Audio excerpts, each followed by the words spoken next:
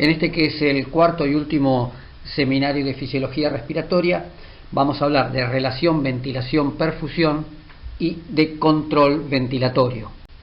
¿Y qué es esto de la relación ventilación-perfusión?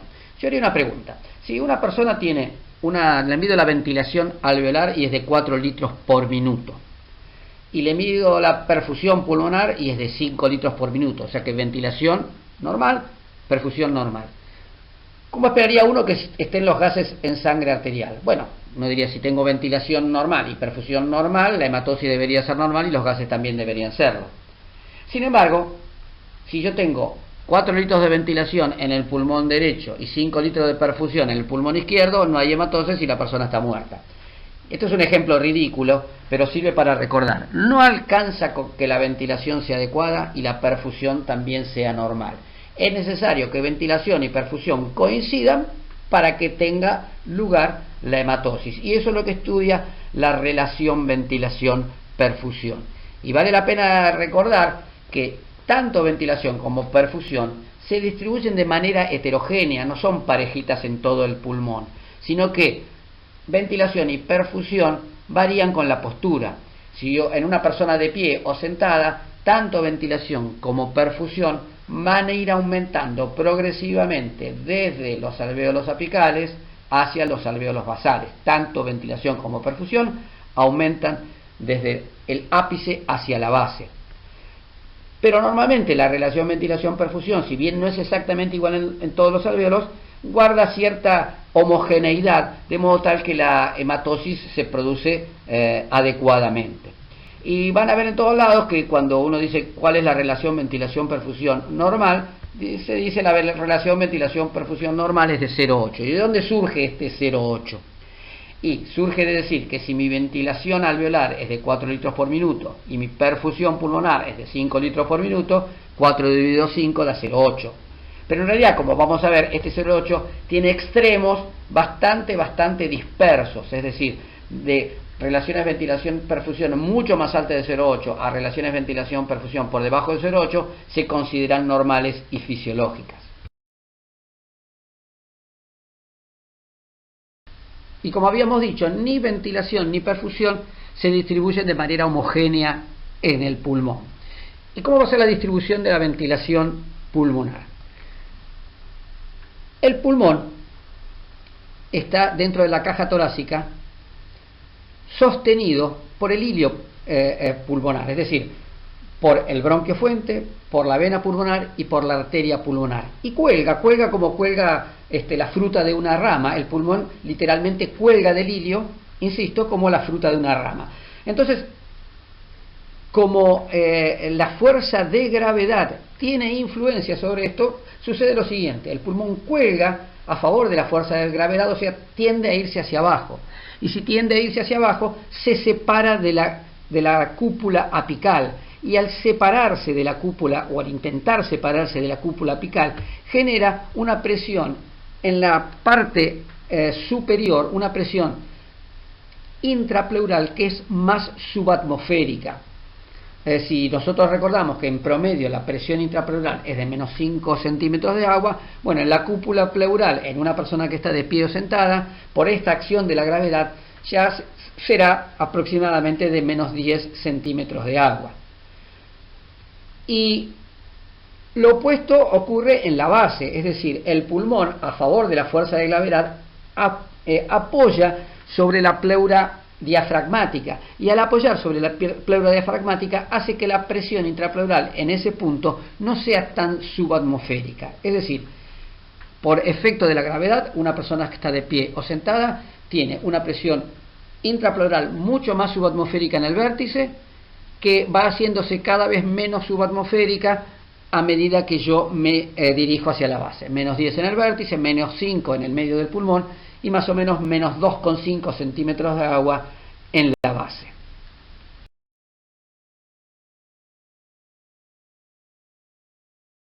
Y por supuesto, esta variación en la presión intrapleural a medida que yo me dirijo desde la parte más alta hasta la parte más baja del pulmón tiene influencia en el tamaño alveolar. Fíjense que aquí está representada la curva volumen-presión o curva de compliance, y están graficados dos alvéolos, un alvéolo apical, que es la zona donde tengo la presión intrapleural más subatmosférica, y un alvéolo basal, que es una zona donde la presión intrapleural no es tan subatmosférica.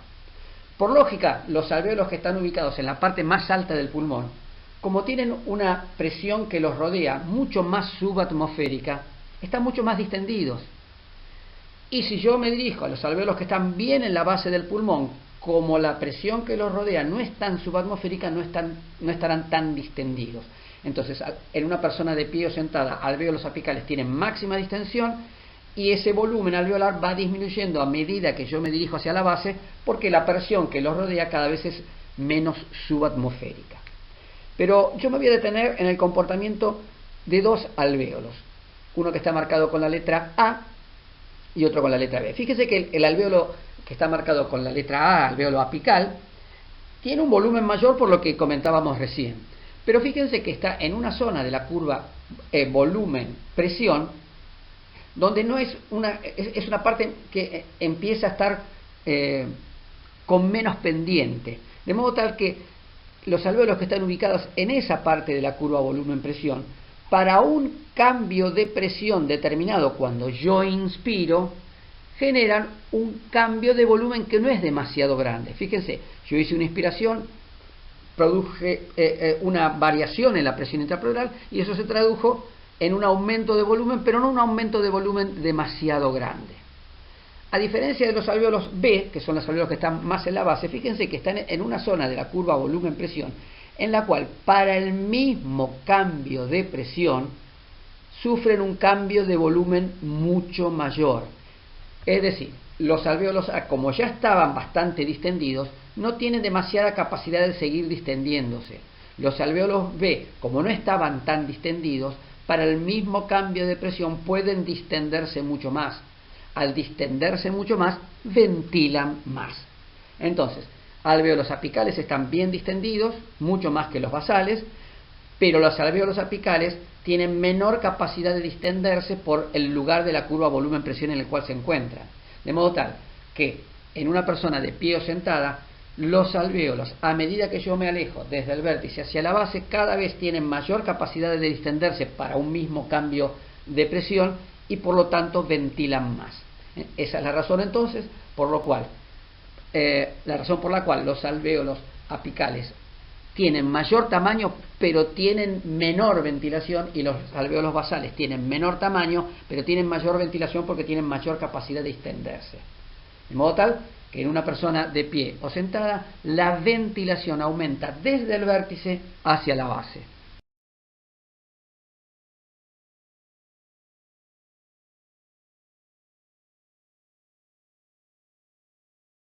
¿Y qué es lo que pasa con la perfusión? La perfusión también se distribuye de manera heterogénea en el pulmón. Y lo que sucede con la sangre es algo parecido a lo que pasa con un geyser.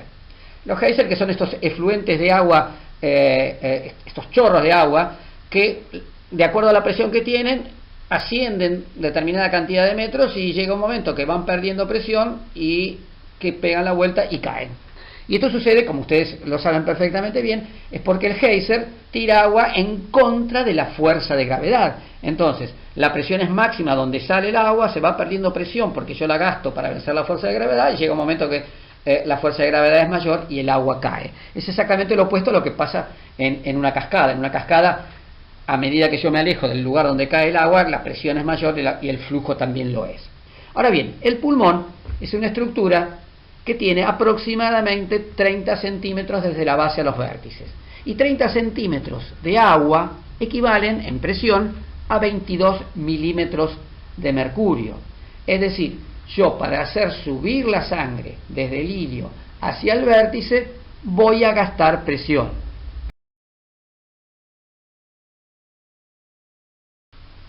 Entonces, si recordando que mi presión sistólica en la arteria pulmonar es de 25 milímetros de mercurio y mi presión diastólica es de 10 milímetros de mercurio, si yo quiero ascender desde el ilio hasta el vértice, tengo que transitar la mitad de la altura del pulmón, ya no 30 centímetros, sino 15 centímetros.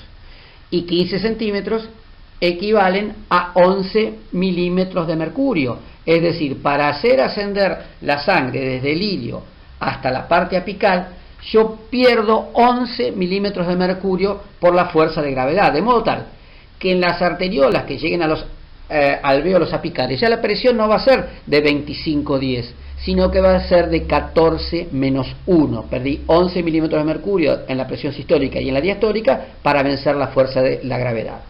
Y ustedes dirán, ¿cómo una presión diastólica subatmosférica? ¿Puede ser eso? Claro que puede ser. Y esa es la razón por la cual los alvéolos apicales durante la diástoles no tienen perfusión. Y si no tienen perfusión, son zonas ventiladas que no realizan hematosis, porque no tienen sangre. Y zonas ventiladas que no realizan hematosis es la definición de espacio muerto.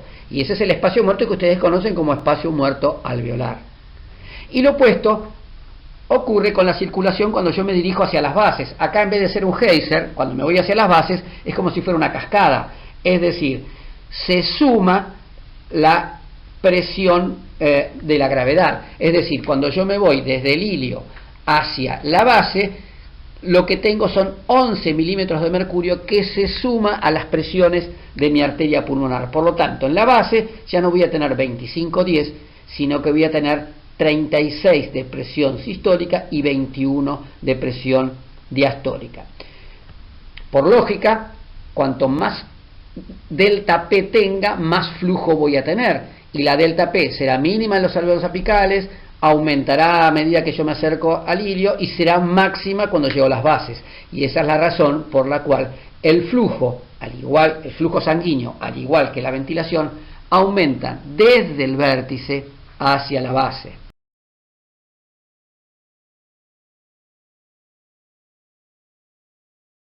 Y estos cambios en las presiones del circuito pulmonar y la perfusión fueron estudiadas por West, quien estableció que en el pulmón había 4 zonas que se diferenciaban entre sí.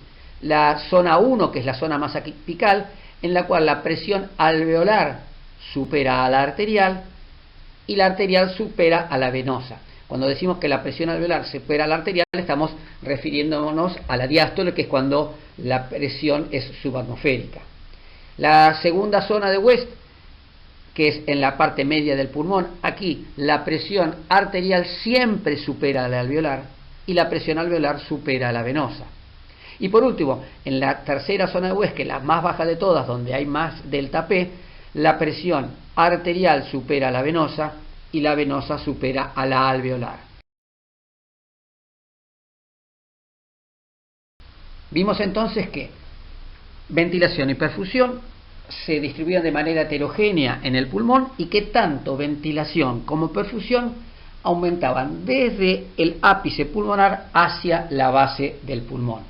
Y acá tenemos dos magnitudes de flujo, una que está marcada con un puntito rojo, que tiene un aumento muy brusco desde el ápice hacia la base. Fíjense que en ordenada yo estoy midiendo el flujo regional en litros por minuto, y en la abscisa tengo hacia la izquierda del ápice pulmonar, hacia la derecha la base. Entonces, hay una pendiente de flujo que es la roja, que aumenta de manera muy importante desde el ápice hacia la base. Y hay una segunda pendiente de flujo, que es la marcada con un puntito azul, que también aumenta, pero aumenta de manera mucho más paulatina, al punto que en el ápice predomina el flujo del azul y en la base predomina el flujo de la roja. Bueno, ¿cuál es cuál? ¿Cuál corresponde a ventilación y cuál corresponde a perfusión? Si ustedes dijeron que el puntito rojo es la perfusión o flujo sanguíneo, están en lo cierto. Es decir, tanto ventilación como perfusión aumentan desde el vértice hacia la base, pero la perfusión aumenta de manera mucho más marcada, mucho más violenta, de tal suerte que en el ápice pulmonar predomina francamente la ventilación sobre la perfusión. Fíjense que la relación ventilación-perfusión en el vértice es mayor a 3. ¿Qué quiere decir? Que los alvéolos apicales reciben 3 veces más de ventilación que de perfusión. De modo tal que van a ser alvéolos hiperventilados porque reciben mucha más ventilación que perfusión. Por lo tanto, la composición gaseosa de estos alvéolos apicales va a tener mucha más PO2 y mucha menos PCO2 que el alvéolo promedio que ustedes recuerdan de 100, 105 de PO2 y 40 de PCO2. Estos alvéolos apicales van a tener más PO2 y menos PCO2 porque son hiperventilados. Ahora, el flujo sanguíneo aumenta de manera tan dramática desde ápice hacia la base que llega a superar a la ventilación, y de hecho en la base pulmonar la relación ventilación-perfusión es de 0,5, es decir, los alvéolos basales reciben la mitad de ventilación de lo que reciben de perfusión.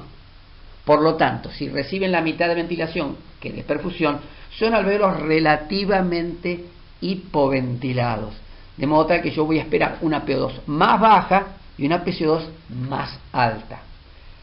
Entre esta relación ventilación-perfusión de 3,3 que tengo en el ápice y de 0,5 que tengo en la base, tengo todas las posibilidades que se les ocurran.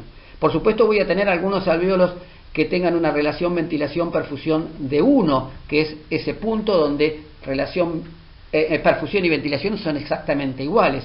Y también voy a tener algunos alvéolos, que son los que están marcados ahí en celeste, que son los alvéolos que tienen una relación ventilación-perfusión de 0,8, que era el promedio de todo el pulmón. Ahora, la pregunta que yo me haría es la siguiente: ¿por qué la relación ventilación-perfusión promedio es de 0,8? ¿No debería yo hacer 3,3, que es la relación de los apicales, sumarla a 0,5, que es la de los basales, y dividirlo por 2? ¿No tendría que hacer un promedio matemático? ¿Se entiende, no? Yo tendría que decir, bueno, si mi relación BQ máxima es 3,3 y la mínima es 0,5, sumo 3,3 más 0,5 dividido por 2 y ese debería ser el promedio. Sin embargo, el promedio es 0,8. Y la razón por la cual esto es así es que el pulmón es como una pirámide. Es decir, voy a tener pocos alvéolos, que son los apicales, con relación ventilación-perfusión alta, y muchísimos alvéolos, que son los basales, la base de la pirámide, con relación ventilación-perfusión baja. Por eso, la relación ventilación-perfusión promedio del pulmón no es una media aritmética, sino que es 0,8, porque hay mucho mayor cantidad de alvéolos con 0,5 que alvéolos con 3,3.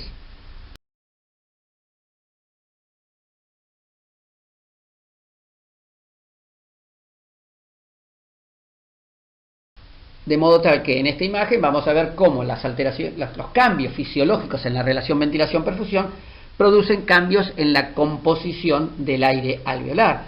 Los alvéolos apicales, como vimos, tienen una relación ventilación-perfusión alta, 3 o más, por lo tanto son alvéolos que son relativamente hiperventilados. Y fíjense que la PO2 en esos alvéolos será mayor a 130 y la PCO2 menor de 30, es decir, tienen más PO2 y menos PCO2 que el alvéolo promedio porque tienen relación ventilación-perfusión alta. Y esto es fisiológico. Cuando yo digo la presión alveolar de oxígeno es de 102, 104 milímetros de mercurio y la presión de dióxido de carbono en el alvéolo es de 40, estoy hablando de un promedio, pero tienen dispersiones grandes. Los alvéolos que están en la zona media del pulmón, tomamos un alvéolo con una relación ventilación-perfusión de 1, bueno, ahí sí se aparece la composición gaseosa un poquito más a la que ustedes estudian, 108 de PO2, 39 de PCO2. ¿Y qué pasa cuando vamos a los alvéolos basales, donde la relación ventilación-perfusión es baja, de 0,6, 0,5? Entonces son alvéolos relativamente hipoventilados y como tal van a tener una PO2 un poco menor, 89 para este ejemplo, y una PCO2 un poco mayor, 42 para este ejemplo.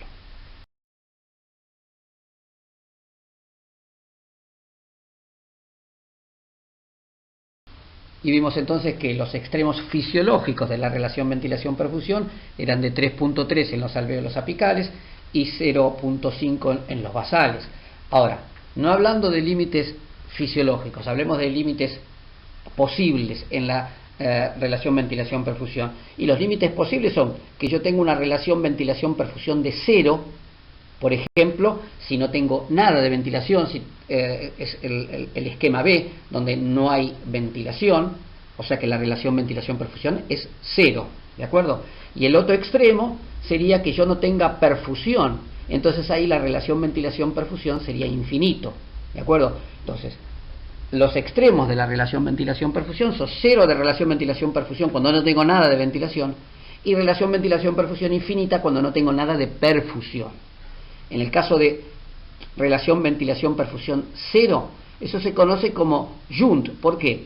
¿Por qué Junt? Porque la sangre que pasa por esos grupos alveolares que no tienen ventilación no hace hematosis. Entonces, es como que atraviesa el pulmón sin realizar hematosis y eso es sangre que hace cortocircuito. Y la sangre va a llegar con una presión de 40 milímetros de mercurio, como no hay ventilación, va a pasar y va a seguir teniendo esos 40 milímetros de mercurio. Y en el otro extremo, que sería la relación ventilación-perfusión infinito, donde no hay nada de perfusión, se conoce como espacio muerto. ¿Por qué espacio muerto? Porque el espacio muerto, recordábamos, eran áreas ventiladas que no realizan hematosis, y este es el ejemplo del gráfico C. Es un grupo de alvéolos que está ventilado, pero no tiene perfusión, porque hay abolición de la perfusión, por la razón que sea. Entonces son áreas ventiladas que no realizan hematosis, y eso es espacio muerto. Y la composición, entonces, en el alvéolo se va a aproximar a la presión inspiratoria de oxígeno, o sea, de 150 milímetros de mercurio.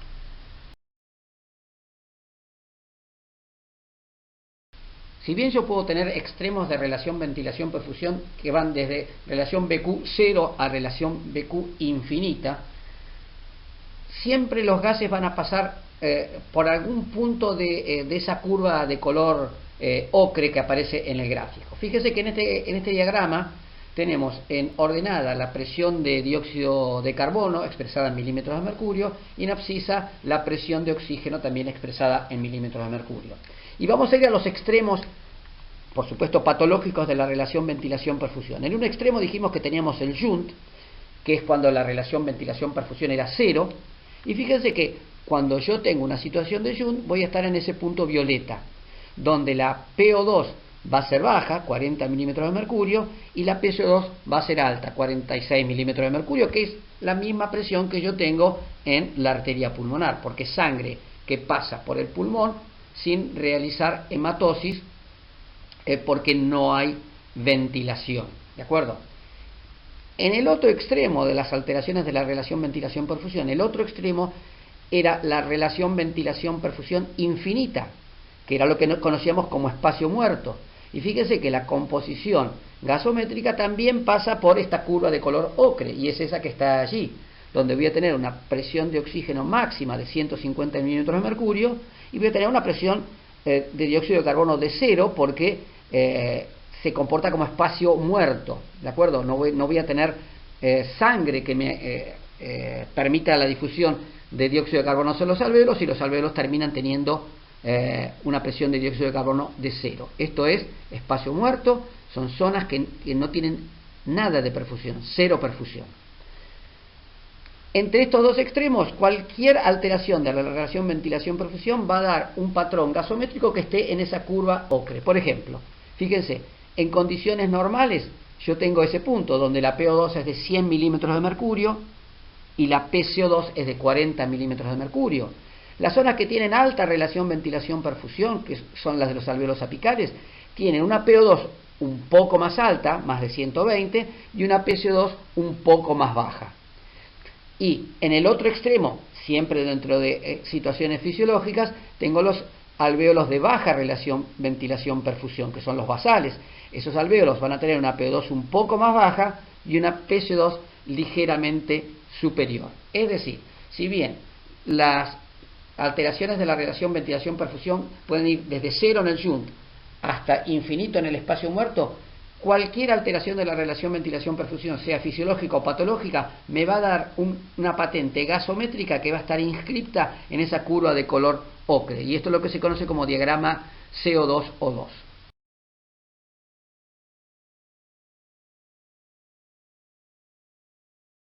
Vamos a ver ahora entonces cómo las alteraciones de la relación ventilación-perfusión pueden causar hipoxemia.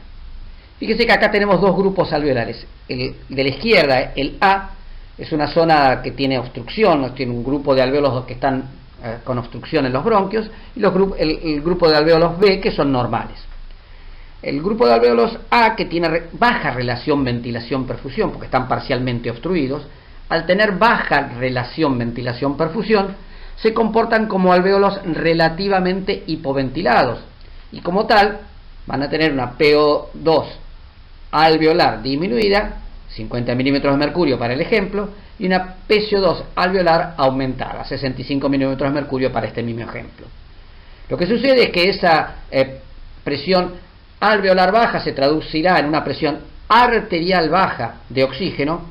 Esta presión arterial de oxígeno baja nuevamente va a estimular el quimiorreceptor periférico y esto va a traer aparejado un aumento en la ventilación alveolar.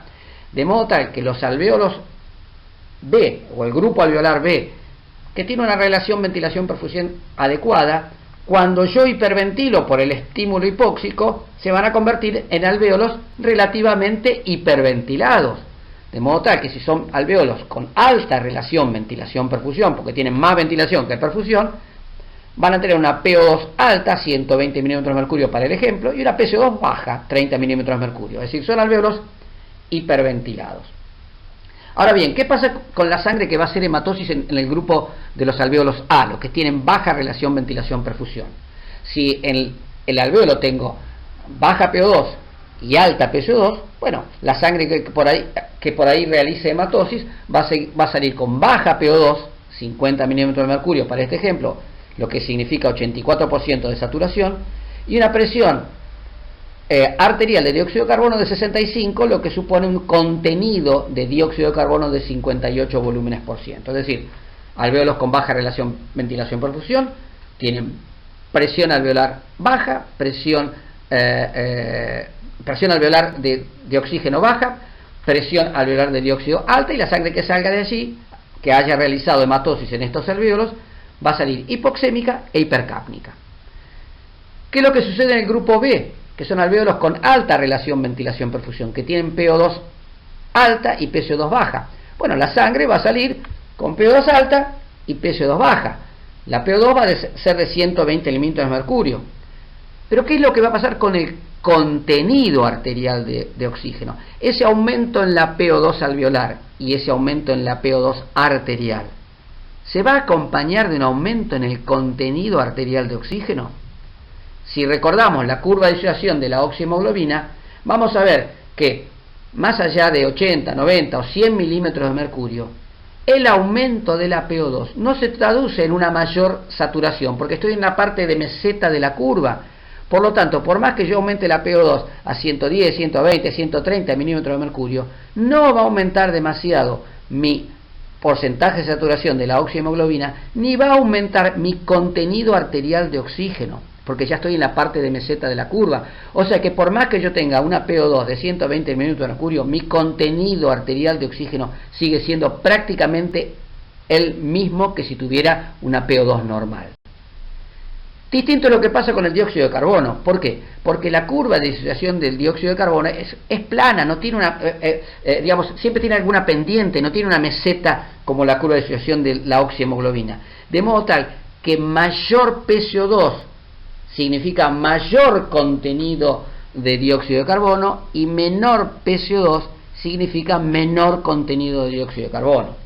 Entonces, si yo mezclo la sangre que viene de los alvéolos que tienen baja relación ventilación-perfusión, que tienen PO2 baja y contenido arterial de oxígeno bajo, y la mezclo con la sangre que viene de los alvéolos que están relativamente hiperventilados, que tienen PO2 alta pero contenido arterial de oxígeno normal, si mezclo sangre con contenido arterial de oxígeno bajo, que es del grupo A, y contenido arterial de oxígeno normal, que es del grupo B, la resultante va a ser sangre con contenido arterial bajo.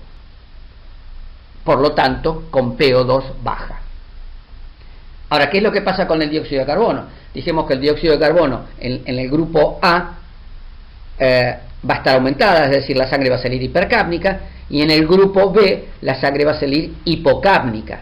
Entonces yo diría, si la sangre del grupo A que sale hipercápnica se mezcla con una sangre del grupo B que sale hipocápnica, la resultante sería una PCO2 normal, es decir, PO2 baja y PCO2 normal. Sin embargo, si ustedes ven, la resultante de las alteraciones de la relación ventilación-perfusión es hipoxemia con hipocapnia.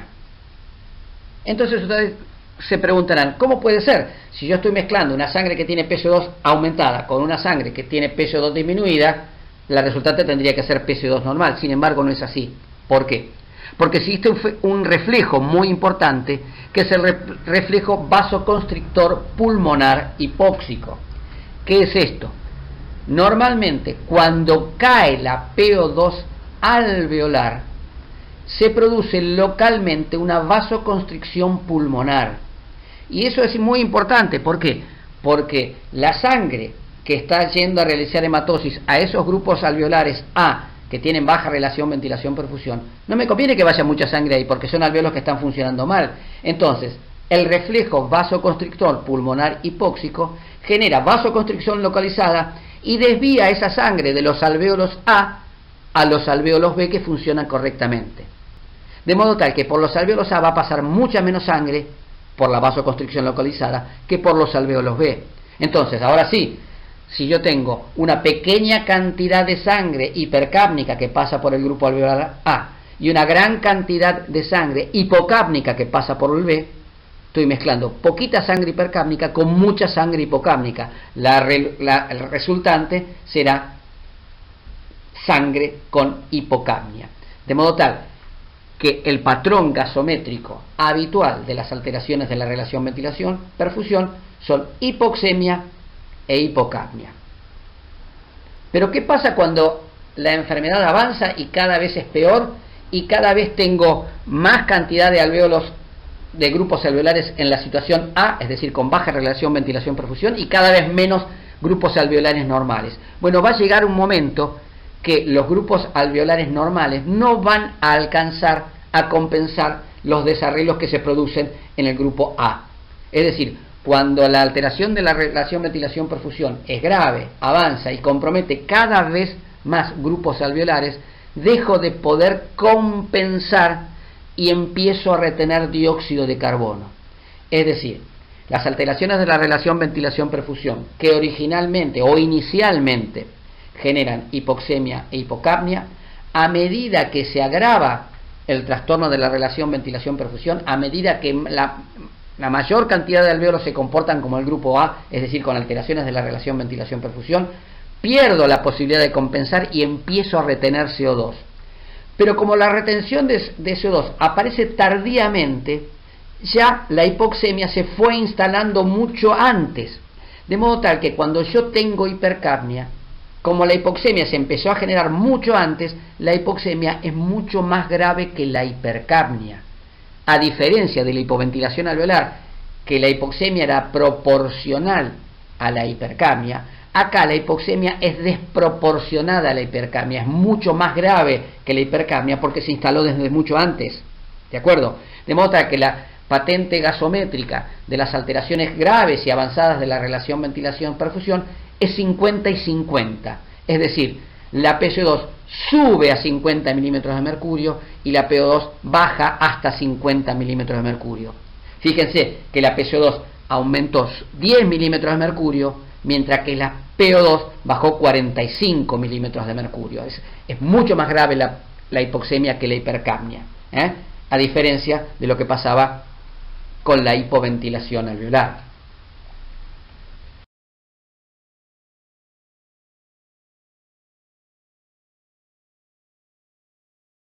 ¿Y qué es lo que pasa entonces con el shunt o cortocircuito? En el shunt o cortocircuito hay sangre que pasa por el pulmón y no realiza hematosis, hace un cortocircuito. Ejemplo de esto es la neumonía. En la neumonía el aire alveolar se ve reemplazado por un material inflamatorio, no hay aire, que son estos grupos alveolares marcados como A. Entonces la sangre que pasa por allí no realiza hematosis y sigue de largo. Es decir, la misma presión venosa que traía, no hay hematosis y es la misma sangre venosa que sale. Al igual que en las alteraciones de la relación ventilación-perfusión, esa sangre hipoxémica estimula el quimiorreceptor periférico, aumenta la ventilación alveolar, y este aumento de la ventilación alveolar en los alvéolos normales los convierte en alvéolos relativamente hiperventilados. De modo tal que la sangre que pasa por esos alvéolos relativamente hiperventilados va a salir con una PO2 aumentada. Acá los cambios gasométricos son exactamente iguales a los de las alteraciones de la relación ventilación-perfusión. Es decir, la sangre que pasa por los alveolos, el grupo alveolar A que hace shunt, está hipoxémica e hipercápnica.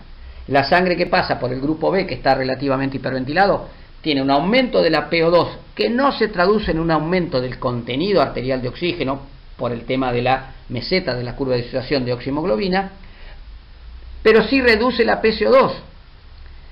Y nuevamente aquí pasa lo mismo, el reflejo vasoconstrictivo pulmonar hipóxico de la región A hace que por la región de alvéolos A que hace shunt pase menos sangre por la vasoconstricción y pase más sangre por el grupo B, de modo tal que el patrón gasométrico es exactamente igual al de las alteraciones de la relación ventilación-perfusión. Hipoxemia con hipocapnia. Entonces, acá se plantea una gran duda, si las alteraciones gasométricas o el patrón gasométrico de las alteraciones de la relación ventilación-perfusión son hipoxemia e hipocapnia y del shunt también son hipoxemia e hipocapnia, ¿cómo hago para diferenciar una de otra?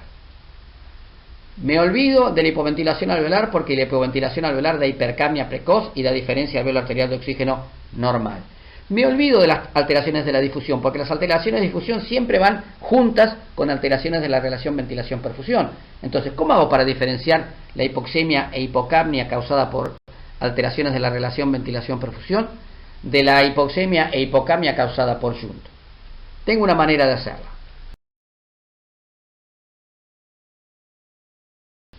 ¿Y cómo hago entonces para diferenciar las hipoxemias causadas por alteraciones de la relación ventilación-perfusión y aquellas causadas por cortocircuito o shunt? Bueno, acá tenemos el ejemplo que ya habíamos discutido de alteración de la relación ventilación-perfusión y a la derecha el cortocircuito o shunt. Si yo al paciente de la izquierda, que tiene una alteración de la relación ventilación-perfusión, le doy oxígeno al 100%, este oxígeno al 100%, aún en las áreas de baja relación ventilación-perfusión, si yo le doy tiempo, si el paciente está 20 minutos, 30 minutos respirando oxígeno al 100%, el oxígeno, por más que la relación ventilación-perfusión en el grupo alveolar A sea baja, va a terminar llegando.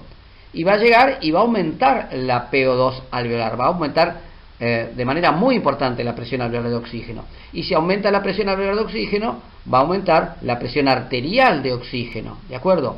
Por lo tanto, si yo tomo después de dejar ventilando oxígeno al 100% una muestra de sangre arterial, esta muestra de sangre arterial va a tener una PO2 muy alta.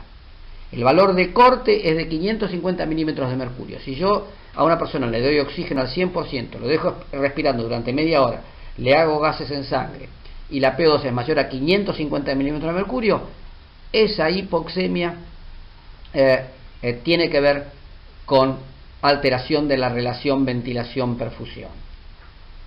¿Y qué es lo que pasa con el cortocircuito, con el shunt? Si yo a esta persona, el panel de la derecha, le doy oxígeno al 100%, ese oxígeno nunca va a llegar a la zona del shunt, porque son alvéolos que no tienen aire, que están colapsados o que están llenos de material inflamatorio como la neumonía. Es decir, la sangre que realiza hematosis en esos alvéolos que no tienen aire va a salir mal oxigenada, no va a realizar hematosis, es decir, la sangre, como llega por la sangre venosa mixta, saldrá a la sangre arterial. Por lo tanto, y por más que los grupos alveolares B, que son normales, van a aumentar mucho la PO2, el resultado de la unión de una sangre con muy baja PO2, que es la que pasa por la zona de shunt, y la de sangre que sale o que pasa y realiza hematosis en los alvéolos normales, va a salir con una PO2 más baja. En este ejemplo la PO2 es muy baja, es de 60 milímetros de mercurio, porque esto es un ejemplo extremo donde todo un pulmón está realizando shunt. Ahora bien, si yo tengo shunt, le doy oxígeno al 100% a esa persona, como el oxígeno no va a llegar a las áreas que realizan shunt, la presión de oxígeno en la arteria va a salir con un valor siempre menor a 550 milímetros de mercurio. Es decir, si yo tengo un paciente que tiene hipoxemia e hipocapnia y yo quiero definir si esta hipoxemia e hipocapnia tienen que ver con alteraciones de la relación ventilación-perfusión o shunt, una prueba que puedo hacer, que es bien sencilla, le doy oxígeno al 100%, lo dejo respirando durante media hora, le tomo una muestra de sangre arterial. Si esa muestra de sangre arterial me da una PO2 mayor a 550 milímetros de mercurio, la hipoxemia es por alteración de la relación ventilación-perfusión. Si me da por debajo de los 550 milímetros de mercurio, esa hipoxemia es por shunt. Si yo quiero saber el porcentaje de sangre que realiza shunt, ya tengo que hacer la ecuación del shunt, pero no es un tema del que vayamos a discutir en la charla de hoy.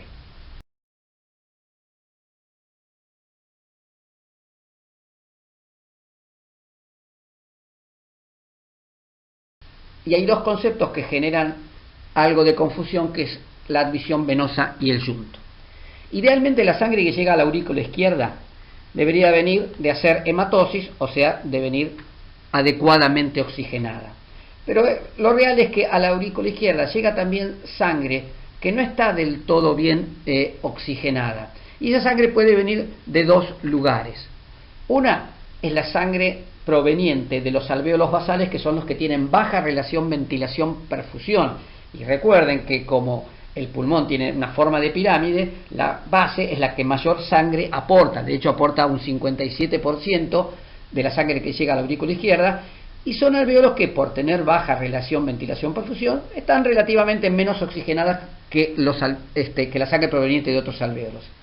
Y a esto se le agrega la sangre proveniente del cortocircuito fisiológico. Ustedes saben que las venas bronquiales y en la circulación coronaria las venas transmurales de Tevesio vuelcan sangre sin oxigenar a la aurícula izquierda. La suma de esta sangre que proviene del shunt fisiológico y la sangre que proviene de áreas de baja relación ventilación-perfusión se conocen como admisión venosa, ¿de acuerdo?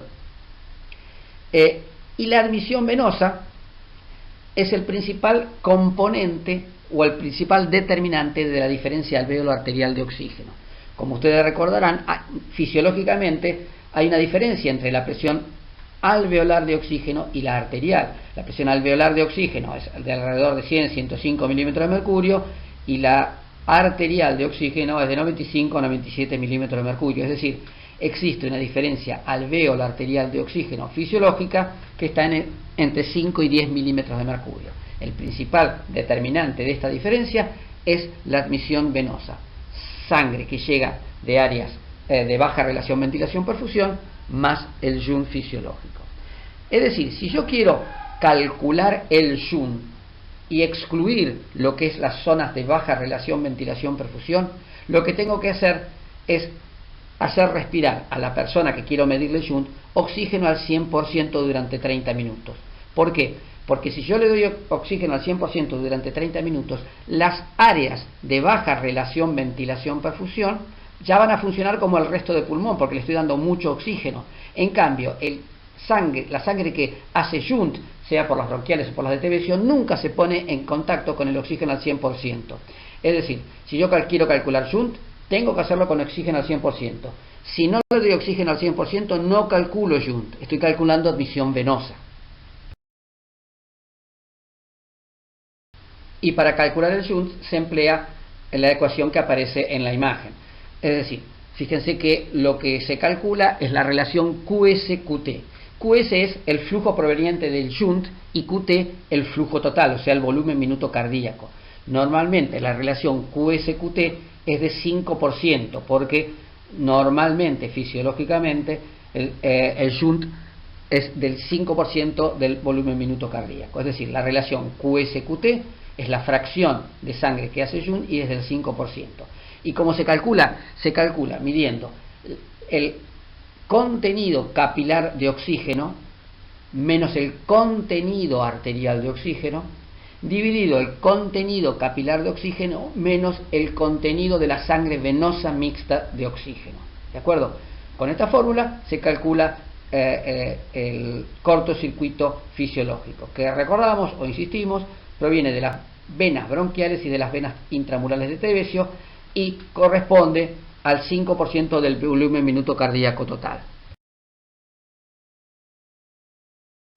Por lo tanto, y para resumir las alteraciones de la relación ventilación-perfusión, las alteraciones de la relación ventilación-perfusión generan hipoxemia, son una causa de hipoxemia, y si la presión arterial de oxígeno cae por debajo de 60 milímetros de mercurio, se produce hiperventilación alveolar por estímulo del quimioreceptor periférico con el consecuente o con la consecuente caída de la presión arterial de dióxido de carbono. Es decir, el patrón gasométrico inicial de las alteraciones de la relación ventilación-perfusión son hipoxemia e hipocapnia.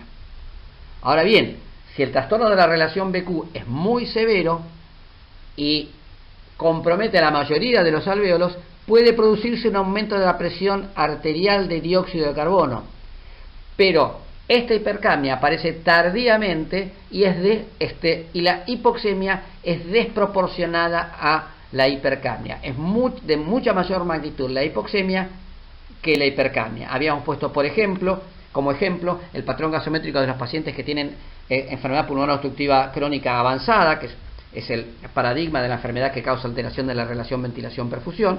Estos pacientes tienen un patrón gasométrico 50 y 50, 50 de CO2 para 50 de PO2. Y otra característica que tiene la alteración de la relación ventilación-perfusión es que aumenta la diferencia alveolar arterial de oxígeno, y esto es común a las hipoxemias por alteración de la difusión, alteración de la relación BQ y aquellas causadas por Jun. La única que no altera la diferencia alveolar arterial de oxígeno es la hipoventilación alveolar. Y como vimos recién, corrige con la administración de oxígeno al 100%. Se le dio oxígeno al 100% durante más de 30 minutos y la PO2 que voy a obtener es mayor a 550 milímetros de mercurio. ¿Y qué característica va a tener el shunt o el cortocircuito?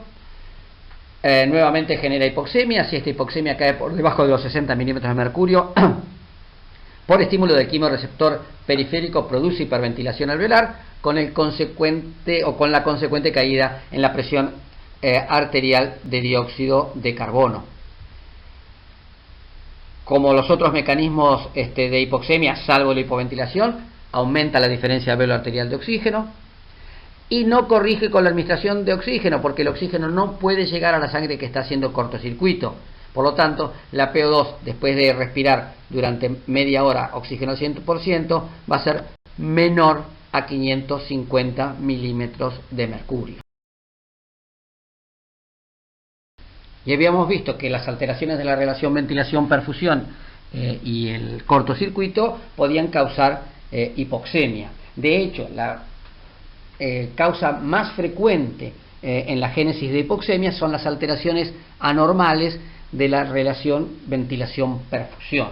Pero hay otras causas de hipoxemia. Debemos excluir primero la hipovaria. La hipovaria no es un mecanismo fisiopatológico, sino es una situación fisiológica. Si yo me traslado a la altura, la presión barométrica disminuye y lógicamente al caer la presión inspiratoria de oxígeno tengo hipoxemia.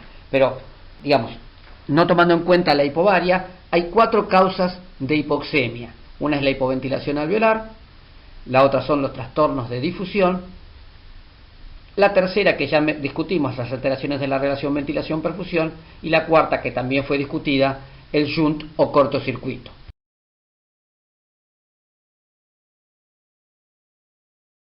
Vamos a analizar entonces qué es lo que pasa en el primer mecanismo generador de hipoxemia, que es la hipoventilación alveolar. Normalmente la composición gaseosa a nivel alveolar, la presión alveolar de dióxido de carbono es aproximadamente de 40 milímetros de mercurio y la de oxígeno, alveolar de oxígeno, es ligeramente superior a los 100 milímetros de mercurio. Y de manera continua, desde el capilar pulmonar pasa dióxido de carbono hacia el alvéolo a favor de un gradiente de presión, 45 milímetros de mercurio en la presión venosa mixta de dióxido de carbono contra 40 del alvéolo, y de manera contraria el oxígeno, también a favor de una diferencia de presión, pasa desde el alvéolo hacia el capilar. Y cuando yo ventilo, lo que hago es permanentemente remover ese dióxido de carbono que pasa desde el capilar hacia el alvéolo y permanentemente aportar oxígeno hacia el alvéolo, oxígeno que va a pasar desde el alvéolo hacia el capilar. Si por algún motivo yo hipoventilo, se va a alterar no solamente la remoción de dióxido de carbono del alvéolo, sino que se va a alterar también el aporte de oxígeno hacia los alvéolos, de modo tal que si yo hipoventilo, no alcanzo a sacar el dióxido de carbono, no alcanzo a aportar oxígeno, lo que va a suceder por lógica es que aumente el dióxido de carbono a nivel alveolar y disminuya el oxígeno a nivel alveolar. Cuando yo hiperventilo, el aumento de dióxido de carbono se produce simultáneamente con la disminución del oxígeno a nivel alveolar. Y se dice que la caída del oxígeno respecto al aumento del dióxido de carbono es proporcional, pero no es exactamente igual. Cuando yo hipoventilo no aumenta exactamente lo mismo el dióxido de carbono en el alvéolo que lo que disminuye el oxígeno. ¿Por qué? Simplemente porque el consumo de oxígeno y la producción de dióxido de carbono no son exactamente iguales. Estando yo en reposo, consumo 250 mililitros por minuto de oxígeno y en ese mismo lapso produzco 200 mililitros de dióxido de carbono. Como se consume más oxígeno de lo que se produce dióxido de carbono, cuando yo hipoventilo, la PO2 va a caer un poco más de lo que aumente la PCO2. Y esa diferencia entre consumo de oxígeno y producción de dióxido de carbono es lo que se conoce como cociente respiratorio, que es esta R que aparece ahí abajo en la fórmula. Y el cociente respiratorio en condiciones normales es de 0.8. Y ese valor de 0.8 surge de dividir 200 mililitros de dióxido de carbono que se producen dividido 250 mililitros de oxígeno, que es lo que se consume. 200 dividido 250 da 0.8. De modo tal que en la hipoventilación alveolar, el aumento del dióxido de carbono y en la disminución de oxígeno se producen de manera simultánea, pero no exactamente igual. Es decir, la caída del oxígeno es proporcional al aumento del dióxido de carbono, pero no exactamente igual. Cae un poco más el oxígeno de lo que aumenta el dióxido de carbono. Para poner un ejemplo, si yo hipoventilo y mi presión de dióxido de carbono se va de 40 a 80, es decir, subió 40 milímetros de mercurio, el oxígeno va a bajar 50 milímetros de mercurio. Es decir, si aumenta el dióxido de carbono 40 milímetros de mercurio, el oxígeno va a disminuir 50 milímetros de mercurio. Es decir, disminuye un poco más porque se consume más. Ahora bien, cuando disminuye la presión alveolar de oxígeno, simultáneamente disminuye la presión arterial de oxígeno. Es decir, cae la presión alveolar de oxígeno y simultáneamente cae la presión arterial de oxígeno. ¿De acuerdo? De modo tal que la diferencia entre la presión alveolar de oxígeno y la presión arterial de oxígeno se mantiene constante porque, insisto, toda vez que cae la presión alveolar, simultáneamente cae la presión arterial de oxígeno. Y ustedes saben que es fisiológico que haya una diferencia alvéolo-arterial de oxígeno. Y esta diferencia alvéolo-arterial de oxígeno es la diferencia entre la presión alveolar de oxígeno y la presión arterial de oxígeno. Normalmente yo tengo en el alvéolo aproximadamente 104 milímetros de mercurio y en la arteria 97 milímetros de mercurio. Por lo tanto, la diferencia alvéolo-arterial de oxígeno para este ejemplo es de 7 milímetros de mercurio. La diferencia alveolo-arterial de oxígeno fisiológica se encuentra entre 5 y 10 milímetros de mercurio. La hipoventilación alveolar es el único mecanismo fisiopatológico que genera hipoxemia y mantiene la diferencia alvéolo-arterial en rango fisiológico. De modo tal que si ustedes están estudiando una hipoxemia, calculan la diferencia alvéolo-arterial de oxígeno y esta diferencia alvéolo-arterial de oxígeno está entre 5 y 10 milímetros de mercurio, el mecanismo fisiopatológico es hipoventilación alveolar. No puede ser otro, porque el resto de los mecanismos fisiopatológicos que causan hipoxemia, que después vamos a describir, todos generan un aumento de la diferencia alvéolo arterial de oxígeno. Insisto, en la hipoventilación alveolar, la caída en la presión arterial de oxígeno es secundaria a la caída en la presión alveolar de oxígeno, de modo tal que la diferencia alvéolo arterial de oxígeno se mantiene en límites fisiológicos.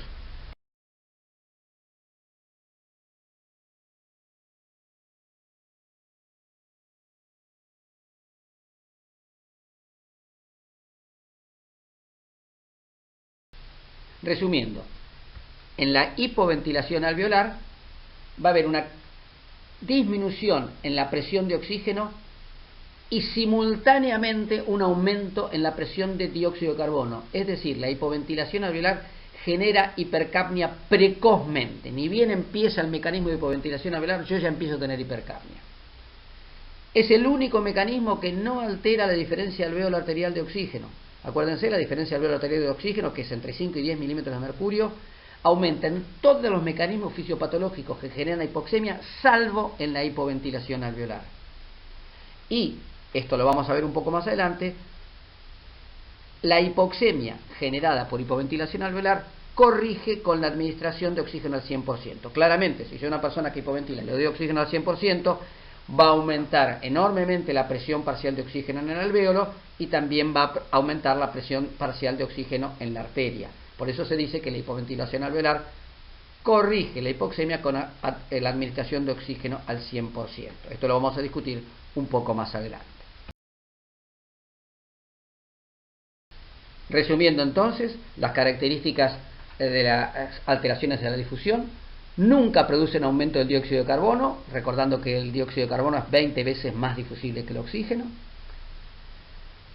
Si el trastorno de la difusión genera una caída de la PO2 por debajo de 60 milímetros de mercurio, esta caída de la PO2 por debajo de 60 milímetros de mercurio es el umbral para el estímulo del quimiorreceptor periférico. Entonces, si se genera una caída por debajo de 60 milímetros de mercurio de la presión arterial de oxígeno, se estimula el quimiorreceptor periférico, se produce hiperventilación y esta hiperventilación alveolar produce descenso de la PCO2.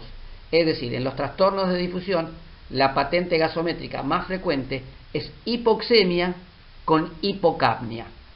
La hipocapnia, entonces, insisto, está causada porque la hipoxemia, cuando cae la PO2 por debajo de 60 milímetros de mercurio, estimula el quimiorreceptor periférico, eso genera aumento de la ventilación alveolar y el aumento de la ventilación alveolar te ha aparejado un descenso de la PCO2. Entonces, patente gasométrica de los trastornos de difusión, hipoxemia más hipocapnia. Todos los trastornos de la difusión aumentan la diferencia alvéolo arterial de oxígeno. Si hay una alteración en la transferencia de oxígeno del alvéolo a la arteria, es lógico que el oxígeno en el alvéolo sea mayor que en la arteria, porque está alterada su transferencia. Y al igual que la hipoventilación alveolar, la hipoxemia generada por el trastorno de difusión corrige con la administración de oxígeno al 100%. Si yo doy oxígeno al 100%, aumenta mucho la PO2 en el alvéolo. Al aumentar mucho la PO2 en el alvéolo, aumenta la diferencia de presión a ambos lados de la membrana, y de esto era uno de los componentes del principio de Fick. Al aumentar enormemente la diferencia de presión a ambos lados de la membrana, el oxígeno empieza a difundir y se corrige perfectamente bien la hipoxemia. Y recordar, siempre los trastornos de difusión que generan hipoxemia se acompañan de algún grado de alteración de la relación ventilación-perfusión.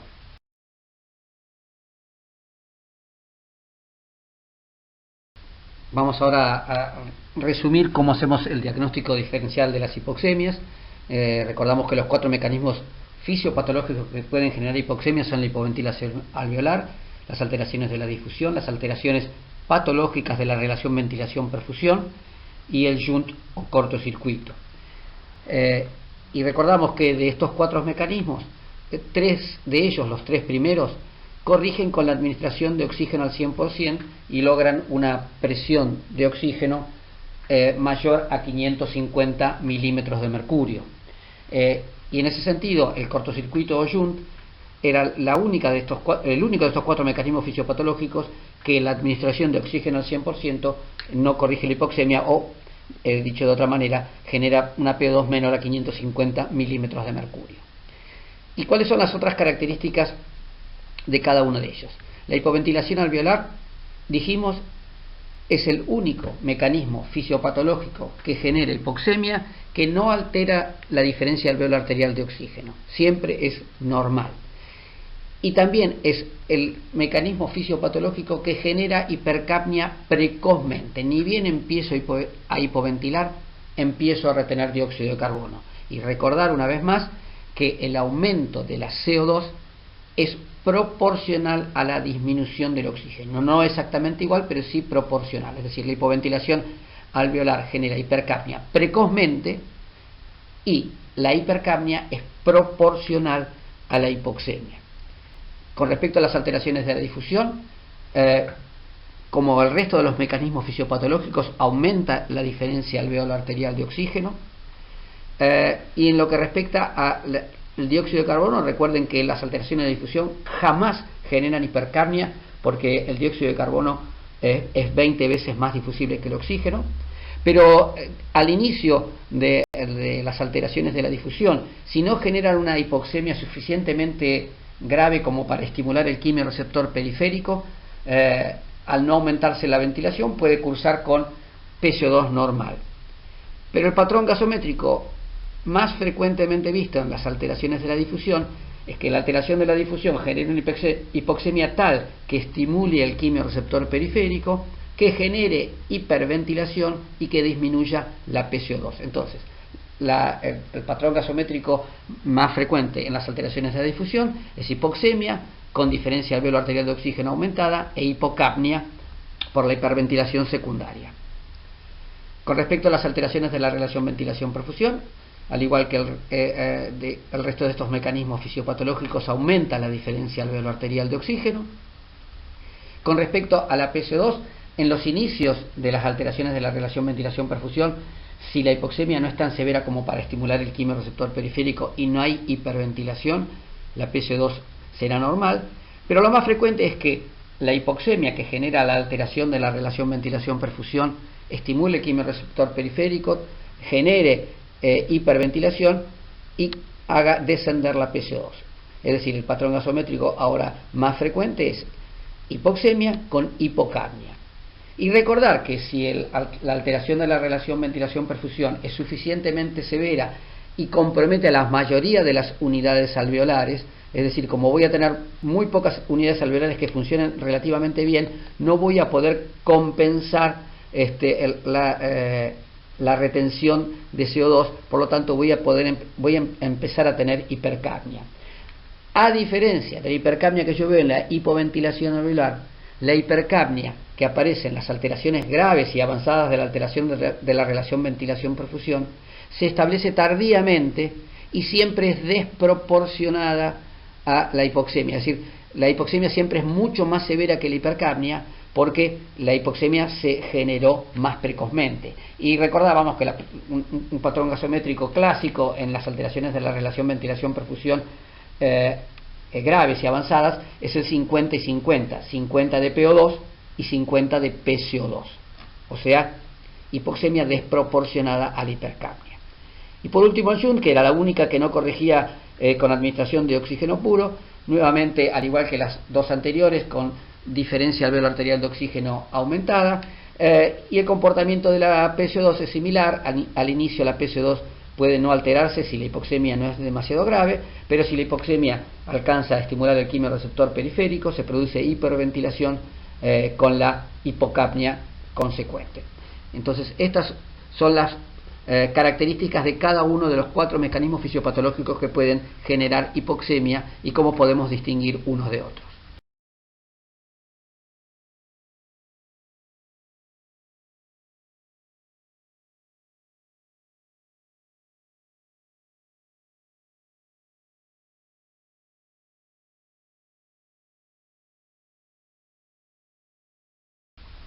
Y para repasar la organización del aparato respiratorio, vamos a recorrer ya varias situaciones que de las cuales estuvimos discutiendo. Una es la respiración, que es el intercambio gaseoso a nivel mitocondrial.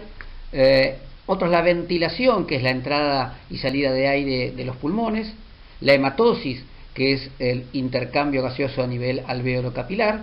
Y la relación ventilación-perfusión, que es imprescindible que funcione adecuadamente para que la hematosis sea efectiva.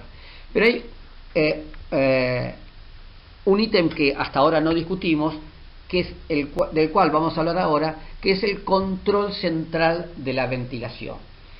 A mí me gusta recordar siempre que la vida depende de la contracción periódica de dos músculos estriados. Uno es el miocardio y los otros son los músculos respiratorios, fundamentalmente el diafragma. Si en algún momento dejan de contraerse el miocardio o los músculos respiratorios, yo me muero. Y la gran diferencia es que el miocardio tiene automatismo y los músculos respiratorios no tienen automatismo. Por lo tanto, su contracción periódica, que es vital, depende de un control central. Y de eso es lo que vamos a hablar a continuación.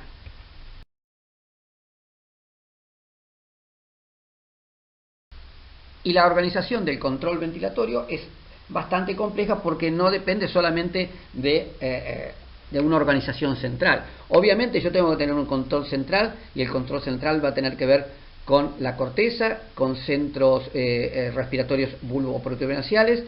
De estos centros respiratorios saldrán eferencias que actuarán sobre los efectores, que son los músculos respiratorios.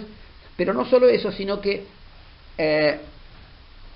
yo tengo que censar periféricamente si los efectores están logrando una ventilación adecuada que me mantenga los gases en valores normales, y para eso voy a tener que tener sensores, que son sensores de tipo químico y mecánico, digamos, para interpretar que el control central y su efecto sobre los efectores, los músculos respiratorios, sea el adecuado.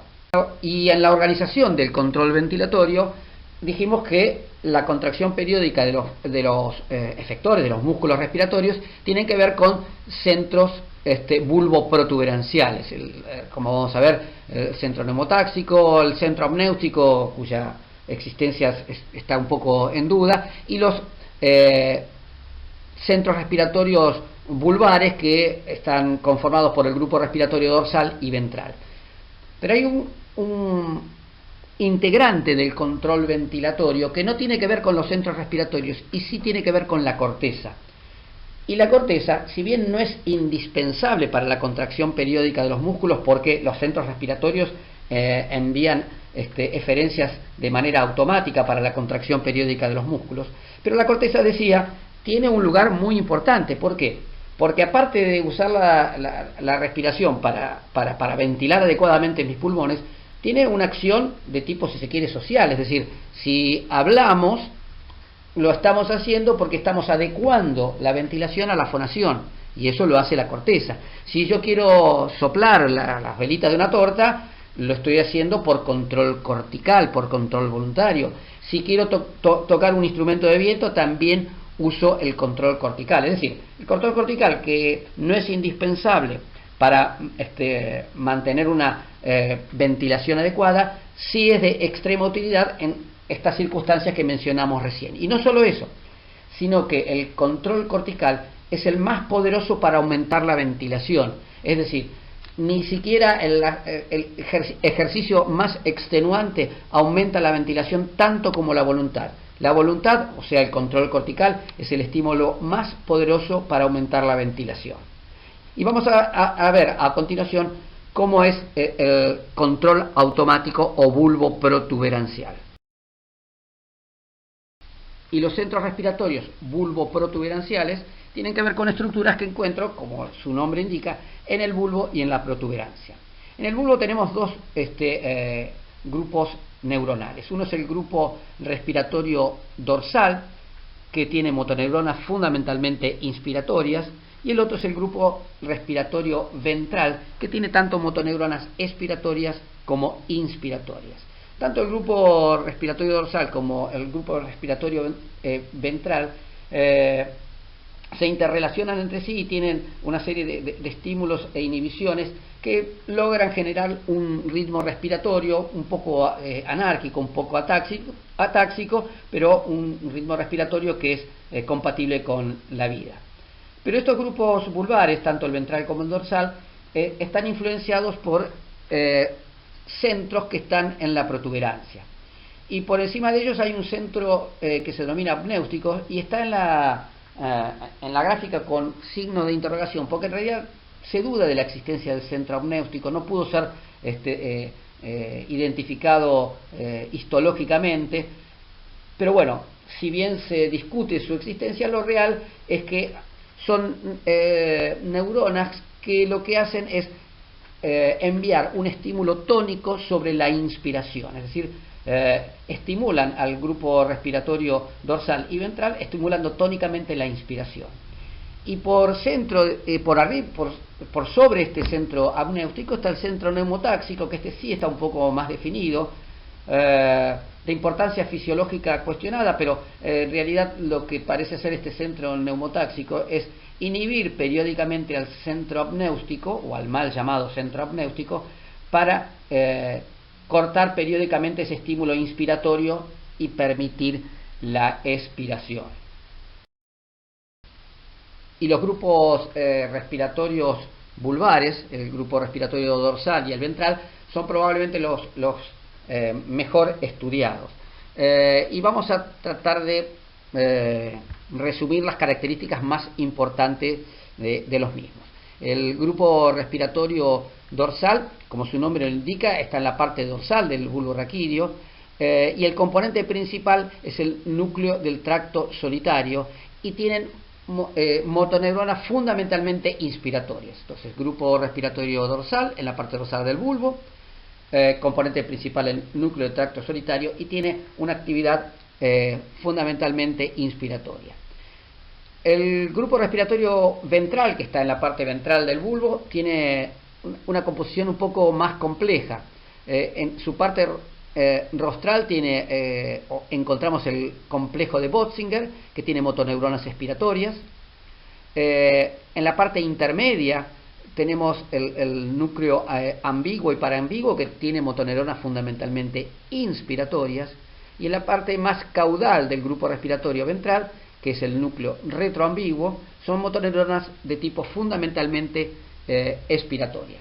Como dije anteriormente, las interacciones entre las neuronas del grupo respiratorio dorsal y ventral, como tienen motoneuronas tanto inspiratorias como expiratorias, pueden estimularse e inhibirse recíprocamente, como para que yo tenga un ritmo respiratorio que me permita la vida. Es un ritmo respiratorio que, sin la supervisión de los centros protuberanciales, generan un ritmo desordenado, atáxico, pero un ritmo respiratorio compatible con una ventilación adecuada.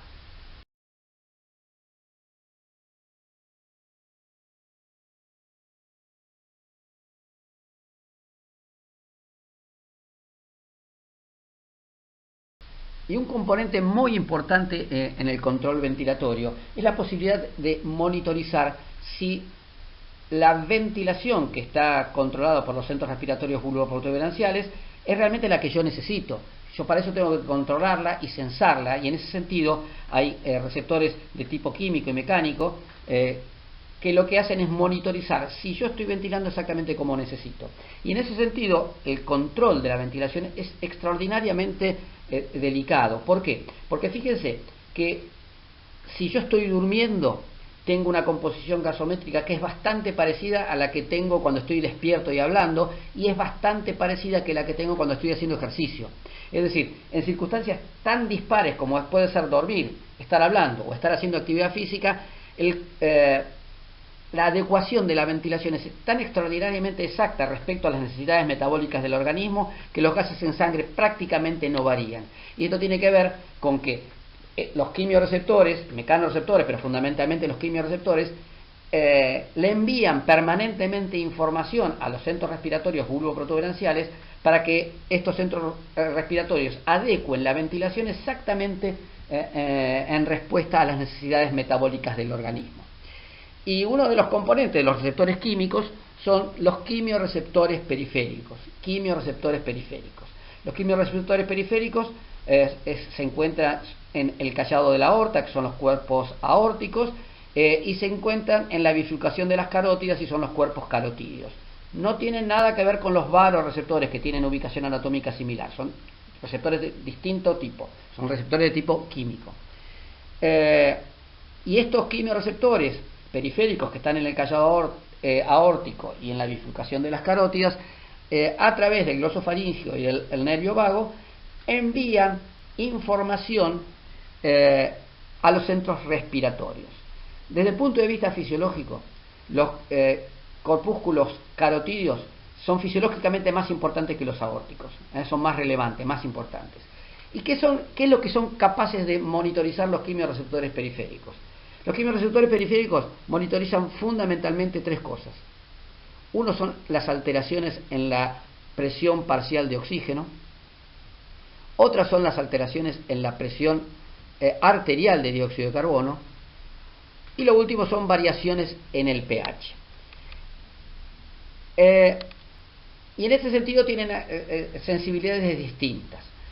Como vamos a ver un poquito más adelante, los quimiorreceptores periféricos son relativamente poco sensibles a las variaciones de oxígeno. Es decir, el oxígeno tiene que caer por debajo de 60 milímetros de mercurio para que recién los quimiorreceptores periféricos empiecen a ser estimulados. Si nosotros recordamos que la PO2 normal está alrededor de 95 milímetros de mercurio, fíjense que pueden caer 35 milímetros de mercurio en la PO2 y el quimiorreceptor periférico no es estimulado. Una vez que la PO2 baja por debajo de ese valor de 60 milímetros de mercurio, se estimulan los quimiorreceptores periféricos, estimulan a los centros respiratorios y la respuesta es el aumento de la ventilación. Pero bueno, recordar que en ese sentido son bastante poco sensibles. Ahora, otra característica que tienen es que pese a ser poco sensibles, no se adaptan nunca. Por ejemplo, si yo me traslado a una zona donde hay hipobaria, me voy a vivir a La Paz, o a un lugar bien alto, la hipoxemia que me genera estar en una atmósfera hipobárica va a estimular el quimiorreceptor periférico y yo voy a aumentar mi ventilación. Bueno, si yo me traslado a una zona donde la presión barométrica es baja, estoy en altura, y me quedo viviendo 10 años ahí, voy a seguir hiperventilando a lo largo de los 10 años. Es decir, los quimiorreceptores periféricos no tienen mecanismo de adaptación. Siempre que haya estímulo van a responder. En realidad los quimiorreceptores periféricos pueden adaptarse al estímulo hipóxico en los primeros 2 años de vida. Es decir, los recién nacidos y hasta los 2 años pueden adaptar su quimiorreceptor periférico a la hipoxia. Pero una vez que el sistema nervioso está completamente desarrollado, el quimiorreceptor periférico no se adapta al estímulo. En lo que respecta al estímulo por dióxido de carbono, tienen una diferencia importante en lo que respecta a la estimulación por hipoxia. Son extremadamente sensibles a los cambios en la CO2. El dióxido de carbono, cambiando 2-3 milímetros de mercurio, ya alcanza para estimular el quimiorreceptor periférico. O sea que son poco sensibles en lo que respecta al estímulo hipóxico, pero son extremadamente sensibles en lo que respecta al estímulo hipercárnico. Y lo mismo pasa con el pH. Pequeñas variaciones en el pH, el descenso del pH, por poco que sea, ya estimula el quimiorreceptor periférico. Y tanto el aumento en la presión de dióxido de carbono como la disminución del pH estimulan el quimiorreceptor periférico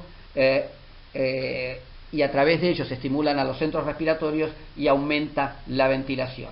Entonces, en este sentido, los quimiorreceptores periféricos son muy sensibles al estímulo hipercárnico o a la acidosis, ¿de acuerdo? Pero la potencia de respuesta ventilatoria en lo que respecta al dióxido de carbono es mucho menor para los quimiorreceptores periféricos que para los quimiorreceptores centrales. Ya vamos a ver que los quimiorreceptores centrales también son estimulados por la hipercapnia, pero de la respuesta ventilatoria al dióxido de carbono, el 30% está dado por estímulo del quimiorreceptor periférico y el 70% por el quimiorreceptor central. ¿De acuerdo? Estas son entonces las características fundamentales del quimiorreceptor periférico. Y para graficar lo que explicábamos precedentemente, esto es el corpúsculo carotídeo, que entre los aórticos y los carotídeos, los que son fisiológicamente más importantes son los carotídeos. Como vimos recién, a la izquierda están los estímulos que pueden actuar sobre el quimiorreceptor periférico, que es el descenso de la PO2, el ascenso de la PCO2 y la disminución del pH. Cualquiera de estos tres estímulos lo que generan es una estimulación sobre los centros respiratorios bulboprotubernciales y un aumento en la ventilación. Pero como decíamos al principio de este relato, en lo que respecta al estímulo hipóxico, los quimiorreceptores periféricos son bastante poco sensibles. Fíjense que tiene que caer la PO2 por debajo de 60 milímetros de mercurio para que el estímulo sobre el quimiorreceptor periférico y la respuesta ventilatoria empiece a ser máxima. Es decir, el estímulo hipóxico con el quimiorreceptor periférico no es muy sensible. La PO2 tiene que caer debajo de 60 milímetros de mercurio para que la ventilación empiece a aumentar de manera significativa. Y el otro tipo de receptor al que hacíamos mención son los quimiorreceptores centrales.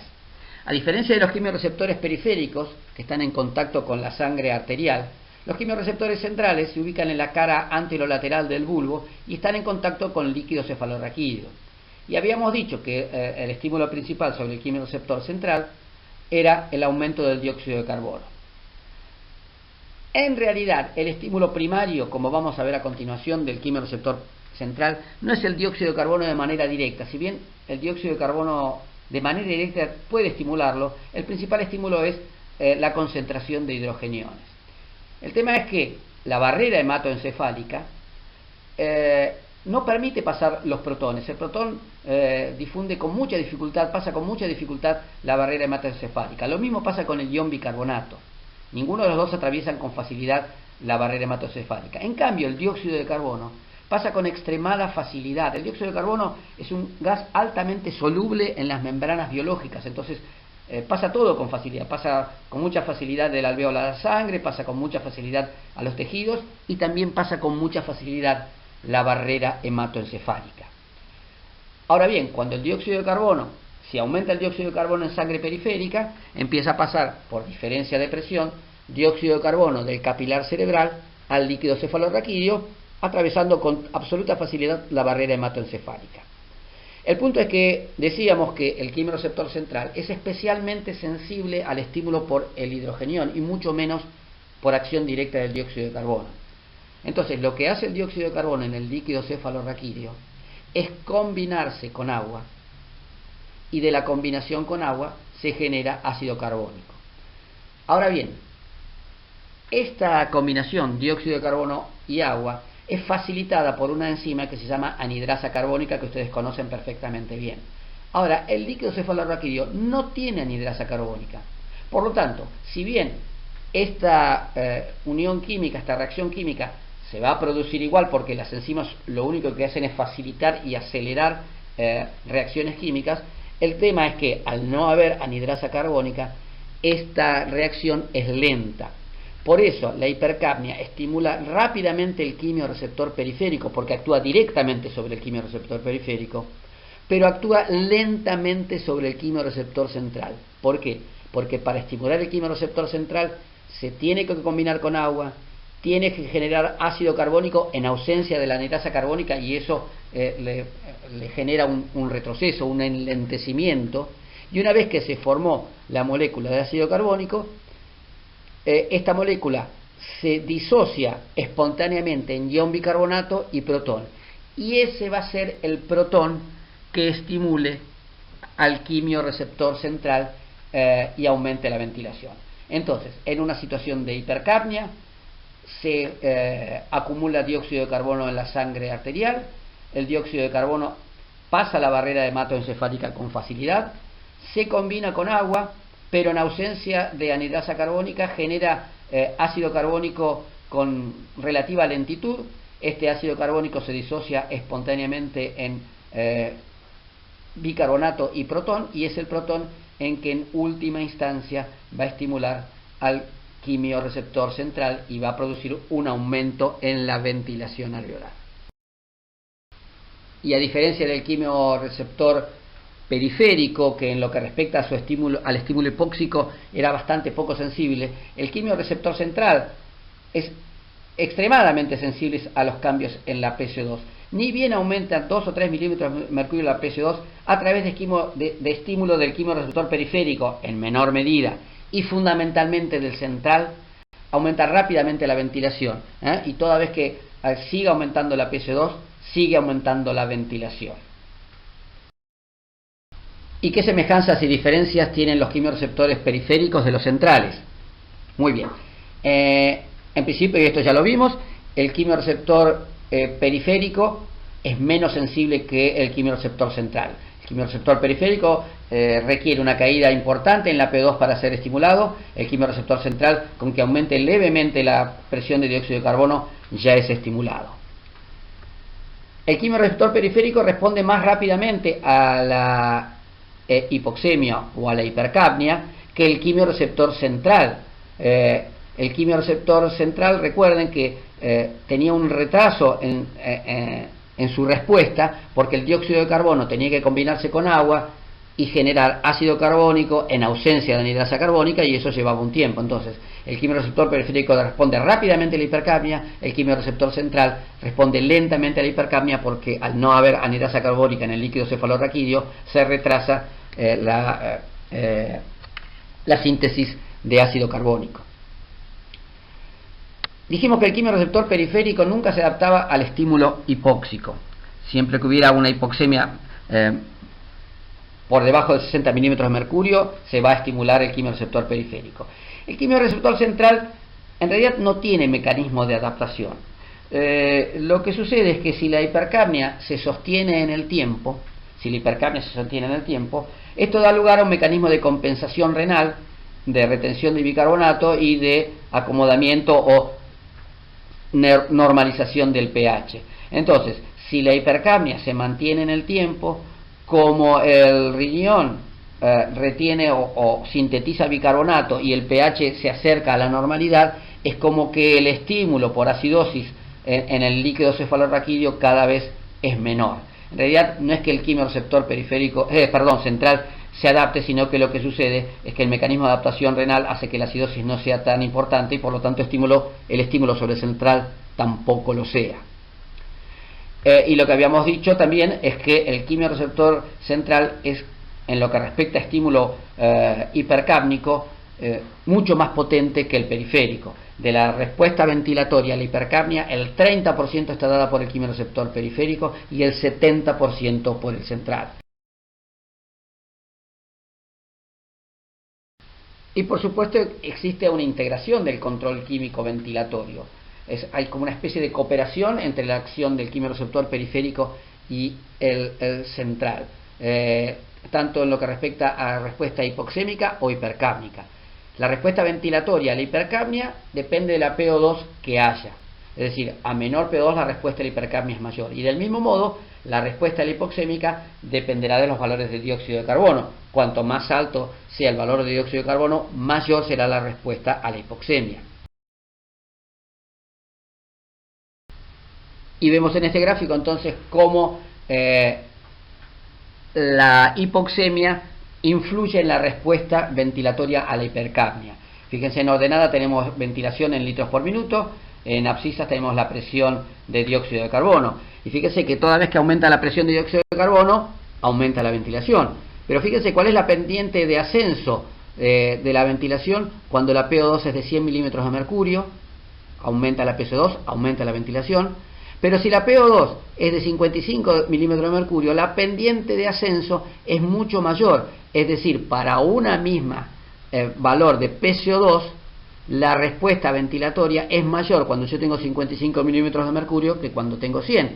Y si la PO2 ahora es de 40, más aún, es decir, para una misma PCO2, yo tengo un valor de ventilación con 100 milímetros de mercurio, ese valor es mayor con 55 milímetros de mercurio de PO2 y es aún mayor con 40 milímetros de mercurio de PO2. Es decir, la hipoxemia de alguna manera sensibiliza la respuesta del quimiorreceptor periférico central a la hipercapnia. A mayor grado de hipoxemia, más respuesta ventilatoria a la hipercapnia.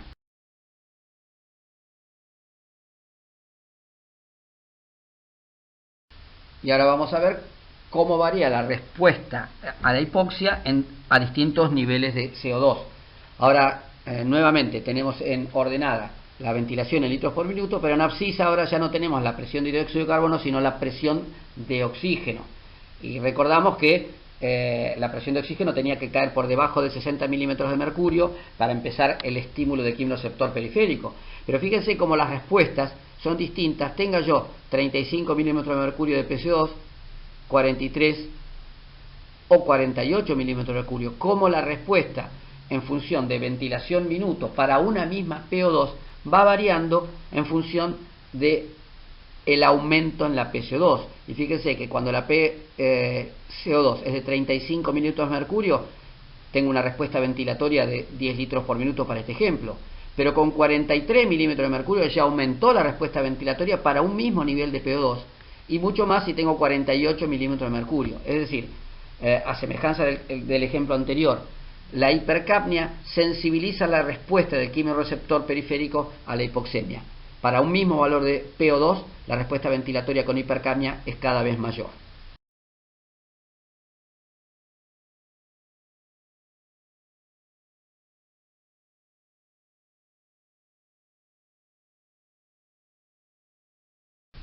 ¿Y cómo se puede medir el control ventilatorio? Las alteraciones del control ventilatorio no son muy frecuentes, pero existen. Y uno diría que uno puede medir el control ventilatorio, por ejemplo, sometiendo a una persona a una situación de hipoxia y viendo cómo aumenta su ventilación. Este mecanismo no se usa porque, al ser poco sensible el quimioreceptor periférico a la hipoxemia, yo tendría que bajar la P2 a límites riesgosos para que recién el paciente empiece a hiperventilar, o sea que no se usa. Otro es el estímulo hipercápnico, y el estímulo hipercápnico es el que se usa. En algún momento lo que se hacía era aumentar la PCO2 y ver cómo respondía el paciente aumentando su ventilación. Es decir, yo le generaba una atmósfera rica en CO2, le subía la PCO2 a 45, 50, 55, 60 y veía la respuesta ventilatoria. Este método de estimulación por CO2 se dejó de hacer. ¿Por qué? Porque había pacientes que, por tener patología restrictiva u obstructiva muy severa, a veces no podían responder aumentando la ventilación, no porque el centro respiratorio le funcionara mal, sino porque sus pulmones, por estar o muy restrictivos o muy obstruidos, no podían aumentar la ventilación por una cuestión propia del pulmón. Entonces, ya desde hace muchos años, la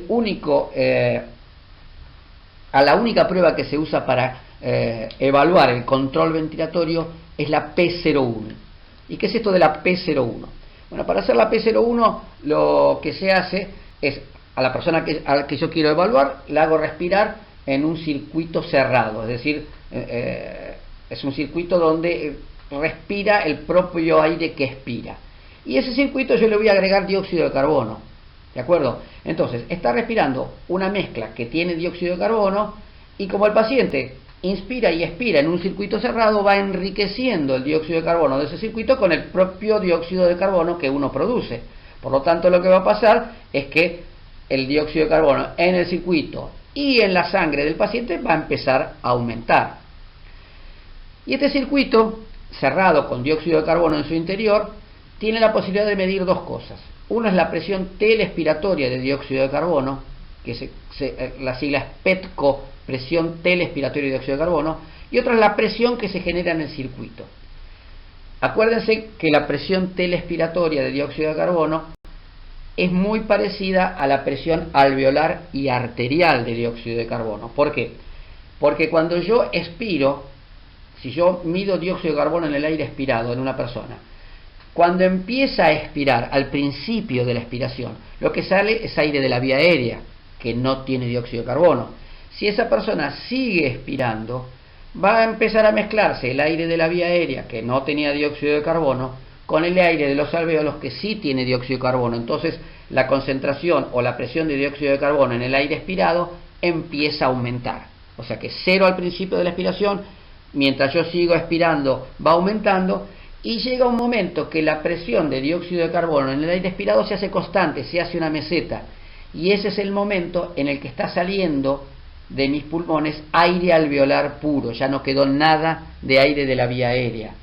Entonces, si yo tomo la presión de dióxido de carbono al final de la expiración, estoy midiendo aire alveolar. Entonces, esa presión teleexpiratoria quiere decir al final de la expiración, esa presión teleexpiratoria de dióxido de carbono es la misma que el aire alveolar, por lo tanto va a ser la misma que la presión arterial de dióxido de carbono. Es una manera incruenta de estimar la presión arterial de dióxido de carbono. Entonces, en ese circuito puedo medir presión teleexpiratoria de dióxido de carbono, que es igual a la arterial, y presión.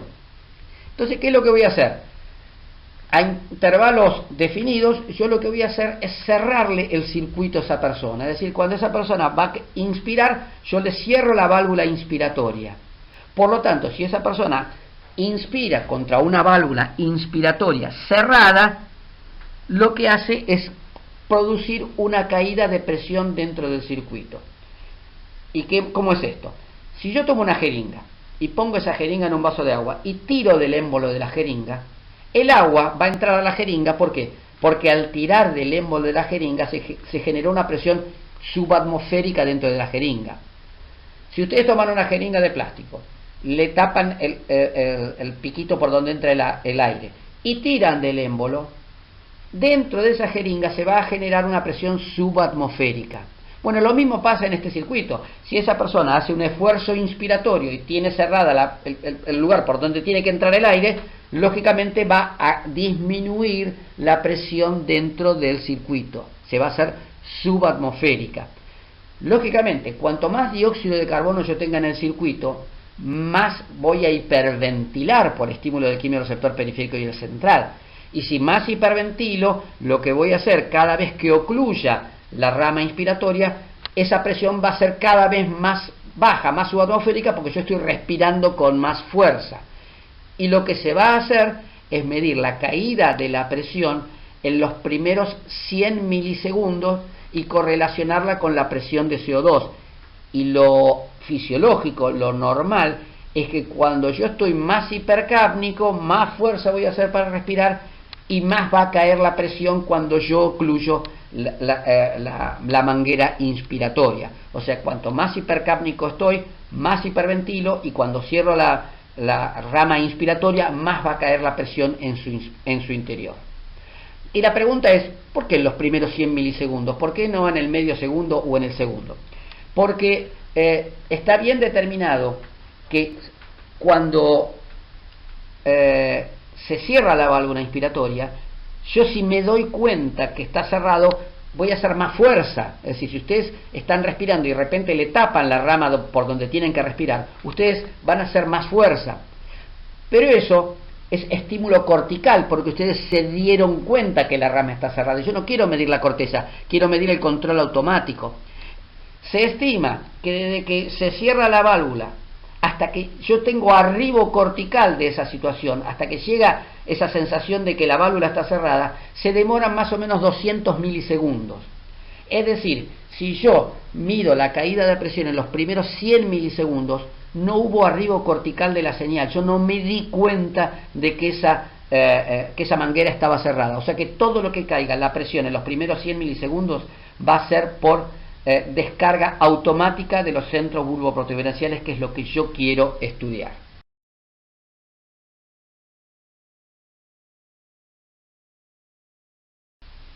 Y este es el circuito donde yo voy a medir la P01. Es un circuito cerrado. La persona que respira va a respirar, inspirar y expirar dentro de este circuito. Y este circuito tiene dos válvulas que hacen que el aire pueda ir solamente en ese sentido. ¿De acuerdo? No puede circular de otra manera que no sea en el sentido de las flechas rojas. Y ese circuito cerrado por donde respira la persona está conectado a esa bolsa negra que tiene 7% de dióxido de carbono y después oxígeno. Es decir, ya ese 7% de dióxido de carbono va a empezar a estimular a los quimiorreceptores. Y encima yo voy a enriquecer esa mezcla porque cuando yo expiro estoy volcando más dióxido de carbono al circuito.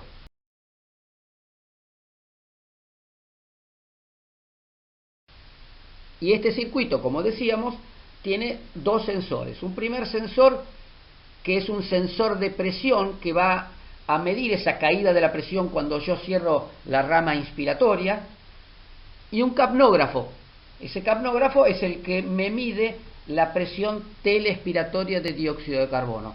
Entonces, cuando el paciente está estimulado por el dióxido de carbono, está hiperventilando y yo le cierro la rama inspiratoria, voy a medir simultáneamente qué dióxido de carbono tenía en el aire expirado, qué presión telespiratoria de dióxido de carbono tenía y cuánto le cayó la presión, y correlaciono el aumento del dióxido de carbono con la caída de la P01. Y aquí tengo entonces el circuito de P01 con una paciente que le estamos midiendo control ventilatorio. Fíjese que es un circuito cerrado donde está respirando. Y fíjense que después de la boquilla lo que vienen son los dos sensores. El sensor de dióxido de carbono, el capnógrafo para medir entrada al CO2 o presión telespiratoria de dióxido de carbono, y el sensor de presión. Esto es una medida real del control ventilatorio en una paciente. Y esta es la imagen gráfica de la P01. Fíjense que cuando yo ocluyo la rama inspiratoria y el paciente inspira y está inspirando sobre un sistema que está completamente cerrado, genera una presión subatmosférica. O sea, este punto que está marcado por la flecha roja es cuando yo cerré la válvula, y fíjense cómo cae la presión. Ese valle que aparece en esa curva verde es la caída de la presión. Y yo lo que voy a hacer es medir la caída de la presión en los primeros 100 milisegundos, que es lo que conozco como P01, o también se denomina presión de oclusión, porque yo lo estoy ocluyendo la válvula inspiratoria. Y esto es como se vería gráficamente la relación P01-PCO2. Fíjese que en ordenada yo tengo la P01, que se mide en centímetros de agua. En realidad son presiones subatmosféricas, debería decir ahí -1, -2, -3. Recuerden que son presiones subatmosféricas. Y en abscisa tengo la presión telespiratoria de dióxido de carbono, que recordamos es similar al alveolar y al arterial.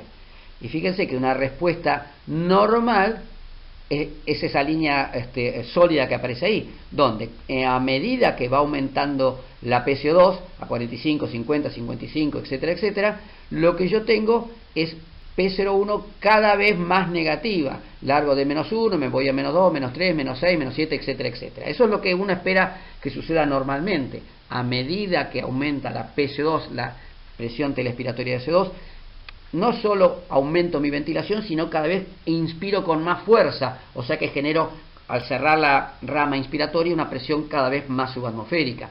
Y fíjense lo que pasa con una respuesta anormal, patológica, que es esa línea de puntos. Fíjense que la P01, que a 40 milímetros de mercurio de PCO2 es de 1 centímetro de agua, a 70 milímetros de mercurio de PCO2 prácticamente no aumentó nada. Es una respuesta plana, respuesta patológica. Esto es entonces cómo se miden las alteraciones del control ventilatorio, que como yo les decía hace un rato no son frecuentes, pero cada tanto están. Bueno, espero que haya sido de utilidad la charla, y nos veremos o nos encontraremos en futuros temas de fisiología respiratoria.